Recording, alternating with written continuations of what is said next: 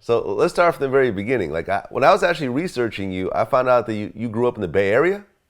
Yeah, I spent all my high school years in the Bay Area, so that's where, that's where people think I just, been out my whole life. Okay. Well, yeah. I mean, I grew up in the Bay Area also. I Oh, grew up, okay. between San That's what's Mateo and up. Oakland. Yeah, Fritz, I'm from San Francisco, so.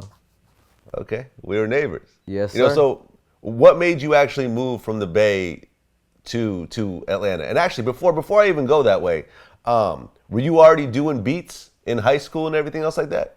Yeah, I was doing beats. I was actually working with, if you're from the Bay Area, JT the Bigga Figga, San Quinn, Be Legit, E-40. I started doing beats with those guys before I even moved to Atlanta.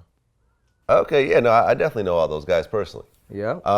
That's dope. So you were actually producing on their albums? The first album was JT, Something Kind of Crucial, and then it was just a lot of just other projects that, San Quinn came out with. Back then they did a lot of compilations, so, I produced tracks on a lot of the compilations. So that's how I Yeah, started getting my I name mean, for going. those that don't know, like the Bay Area hustle at one point was just get every damn artist you could get, whoever happens to be in town at the time, get him to do, pay him to do a verse, put out a compilation, and then just put out another one right afterwards. That's exactly how it went. So why did you actually move to Atlanta? Well, my dad was in the military. That was the reason I even moved to San Francisco, is because my dad was in the military. I was actually born in Germany, so I was moving around my whole life.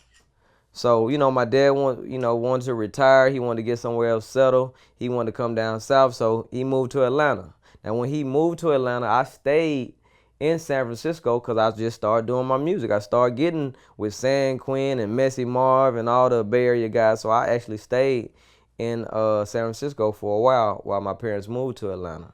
It got a little too expensive for me to stay around in San Francisco. I started buying my own studio equipment.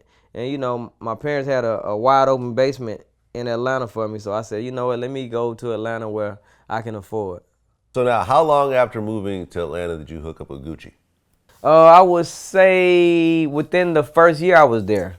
At the time I hooked up with Gucci Mane, it wasn't Gucci Mane. It was just a guy that was trying to come to the studio, get some beats, and put his nephew on. So, that turned into the Gucci Mane Zaytoven relationship.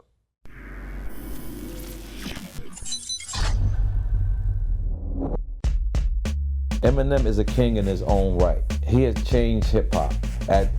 Before Eminem, all the white guys you would probably try to say, and I'm not dissing any of them, but besides the Beastie Boys, was kind of dressing black, was kind of trying to be black. Gucci being the guy that he is, as soon as he would introduce me to somebody else that's big or major or meant something to him, he'll brag about me, but he'll brag the fact that I don't drink, smoke, or cuss, or